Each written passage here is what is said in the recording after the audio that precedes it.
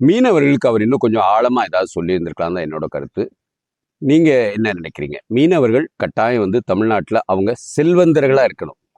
ஏழைங்கிறதே இருக்கக்கூடாது. அவங்களுக்கு வந்து இந்த மீன் பிடிக்காத நேரத்துல ஊழியர் குடுக்கறது, அதெல்லாம் வந்து உண்மையாவே பொருளாதாரத்த நஷ்டப்படுத்துறது. அதுக்கு பதிலா அந்த பணத்த அவங்க ஒரு சின்ன கடனா வாங்கிக்கிறது. அந்த கடன வந்து திருப்பி அடைச்சுக்கலாம் அப்படிங்கிற ஒரு விஷயம் வச்சுக்கோங்களேன்.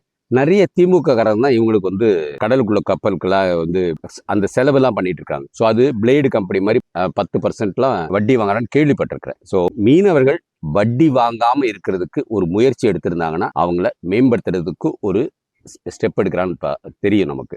ஆனா தமிழ்நாட்டுல இருக்க மீனவர்கள் எல்லாரும் அவங்க வீட போய் பாருங்க. ரொம்ப ரொம்ப கேவலமா இருக்கு. சின்ன வீடு எத்தனோன்னு குடுத்துட்டு, அவங்க முன்னாடி இருந்தத விட இப்ப சின்ன வீடு தான் அவங்களுக்கு குடுத்துருக்காங்க.